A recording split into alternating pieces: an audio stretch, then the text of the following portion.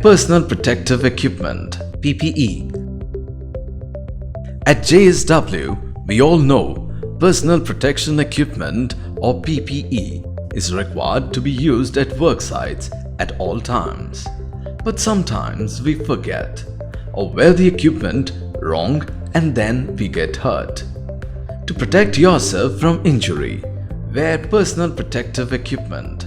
Different parts of your body and different types of hazards require different types of PPE. This training program will cover eye and face protection, hearing protection, head protection, hand protection, and foot protection. Your site may require you to wear reflective vests or clothing. And always remember that wearing the wrong kind of PPE or wearing it incorrectly is dangerous to your health. How do you know which type of PPE is right for you? Let's find out. Your site line manager and safety professional identifies hazards in your works area. Then you're provided appropriate PPE to protect you from those hazards and trained in how to use and care for it. Wear all appropriate PPE as per your site specific and on-the-job specific mandatory PPE. Here are some basic PPE rules. Use the right equipment for the right job and use it correctly. Inspect PPE for damage before and after use. Clean PPE after use. Replace equipment that is defective. Follow your site's rule at all times. The most common PPE you'll use on the job are items that protect your eyes, face, ears, head, hands, and feet. We'll look at each type of protection. Eye and face protection. The most common hazards to your eyes and face are from flying particles, liquid and powdered chemical splashes, heat, and lasers. These are 5 basic types of eyewear and face protection available. Safety glasses, usually called goggles, special goggles, face shields, welding helmets, and laser eyewear. Goggles are strong, provide front and side protection, and come in many styles. Special goggles can be worn over regular glasses. Special shades and filters are used with face shields, welding helmets, and laser eyewear for extra protection. Choose the proper ratings for shades and filters depending on the specific job. Wearing eye protection correctly is as important as choosing the right equipment. For example, goggles should grip your head snugly and sit comfortably on the bridge of your nose. Special goggles should also fit snugly and seal the entire eye area. Laser protection, face shields, and welding helmets should also fit your face comfortably and snugly. Both shields and helmets should sit parallel to the front of your head, and the size should be the same distance from your face. And even though a face shield covers your entire face and neck, you must still wear goggles underneath for extra protection. Check with your site safety officer about wearing contact lenses or phototropic or variable tinted lens. They're often prohibited in some work environments. If you wear prescription glasses, wear special goggles over them. Or have goggles made to your prescription so you won't need your regular glasses. Keep your protective eyewear on at all times where your site requires it and whenever you are in a hazardous area, since debris from other operations could harm you even if you're not doing work yourself.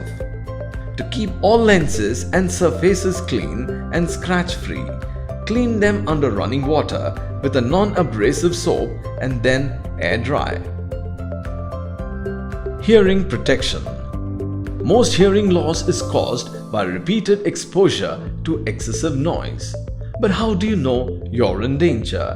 One way of telling is the 2% rule. If you have to raise your voice to be heard by someone less than 2 bodies away, you need hearing protection. Another way of identifying a dangerous situation is when you see warning signs and labels in the work area.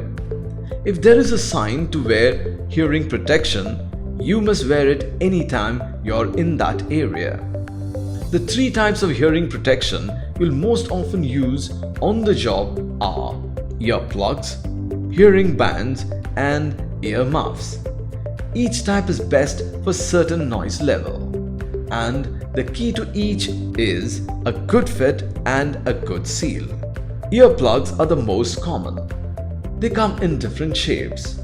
They're made of foam, advanced polymers, or silicone. The denser the material, the higher the noise level protection. Hearing bands look like earplugs, but they have their own suspension system.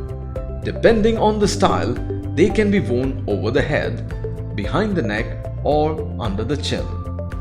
The headband itself can be bendable or telescoping, and the earpods are available in foam and silicone. Earmuffs feature cups filled with foam. Earmuffs can be worn with or without earplugs. When worn together with earplugs, they offer the best protection from sound and flying debris. Before inserting any plugs into your ears, wash your hands. Then roll the plugs into small rod-like shapes. Pull back and upwards on your ear and insert a plug into the ear canal. Hold it in for a few seconds to get a good fit. Repeat with the other plug. Check your earplugs every 2 hours to make sure you still have a good seal. For earmuffs, make sure there's a good seal around your ear. If needed, move or remove anything that interferes, such as hair or earrings.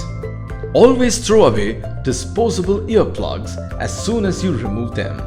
And after you clean reusable ear protection, store it safely away from damaging substances and conditions. Head protection. You need head protection whenever working in areas where you could bump your head on an obstruction, where falling or flying objects are possible, when working near exposed electrical conductors and moving machinery, and in all areas required by your site. Helmets are most commonly used for head protection. All helmets must comply with appropriate local and international standards. Some helmets have brims and visors to protect from splashes, spills, dirt or rain while shading your eyes from the sun. And some helmets have built-in slots for attachments such as face shields and ear protection. Helmets come with a chin strap which helps to secure it to the head. The chin strap must be used at all times and properly adjusted so that it fits snugly under your chin. Headgear for specialized work includes supplied air helmet systems for working with dangerous fumes and atmospheres. To properly wear a helmet, make sure there's space between the top of your head and the inside shell of the helmet. The space allows the suspension system to absorb an impact, and it allows air circulation to keep your scalp cool. To create enough space, loosen or tighten the headband or move the ratchet device. Then make sure the helmet is on your head parallel to the ground, not cocked up or tilted down. Ensure chin strap is used properly. A good fit check is to bend over with the helmet on and shake your head. The helmet shouldn't fall off because of its own weight. Keep your helmet strong by never dropping it, throwing it, or leaving it out in direct sunlight. These actions, as well as drilling holes in it or painting it, can weaken the shell. In addition to washing the suspension system monthly, replace it every year. Hand protection. Several jobs require hand PPE, such as working with or around sharp objects, chemicals, abrasive or corrosive materials, electrical equipment, machinery hotspots, hand tools, and certain machinery. Knives cause the most injuries to hands, mainly because of operator frustration and fatigue, and the use of dull knives. Gloves are the most common form of hand protection, and there are many types available. Use vinyl, rubber, or neoprene gloves when working with chemicals, not canvas or cotton gloves. Liquid chemical solutions will soak through canvas and cotton and irritate or burn your skin. For added protection from chemicals, tape gloves to the sleeves of non-absorbent shirts, suits, or protective sleeves. Whenever you work with petroleum-based products, wear synthetic gloves. Leather or cotton knitted gloves are best for handling most abrasive materials. And cut-resistant gloves come in many styles and protect you from sharp objects. When working with electrical equipment, use only gloves that are designated for electrical use. Electrical gloves have class ratings written on the cuff to help you choose the right glove for the job. If need be, use a glove that's one class higher than you need, never lower. Other types of hand protection available are disposable gloves, temperature-resistant gloves, and protective sleeves. Whatever gloves you use, make sure they fit comfortably. Always store specialty gloves in areas that protect them from light, temperature extremes, excessive humidity, the ozone, and other damaging substances and conditions. Foot protection. Today's safety footwear is designed to protect you from 4 specific hazards: compression, impact, puncture, and chemicals. Your site may require the use of safety shoes in all locations except office areas. Types of foot PPE include overboots, over-the-sock boots, work shoes or boots, and specialty items. Overboots made of neoprene, natural rubber, latex, and vinyl slip over your safety shoes for complete protection. Over-the-sock boots provide all-day protection without the need for additional shoes or boots. These boots usually come with slip-resistant soles. Gum boots may be required in wet locations, around wet concrete, and muddy conditions. All gum boots must have steel toes. Work shoes and boots protect your feet around heavy machinery and wet, muddy, frigid, or high heat conditions.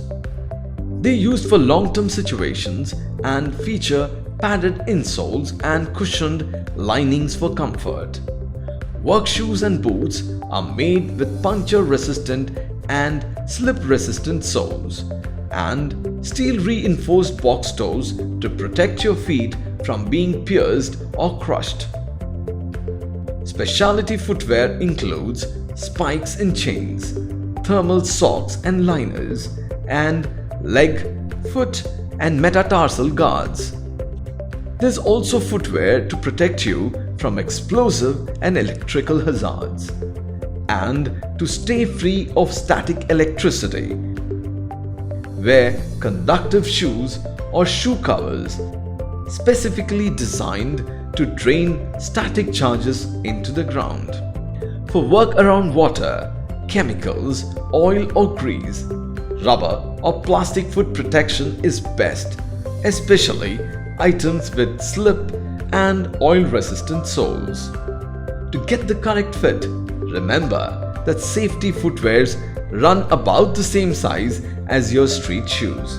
It's always best to wear clean, dry, 100% cotton socks under foot protection. And if any footwear gets damp, let it dry completely before wearing it again.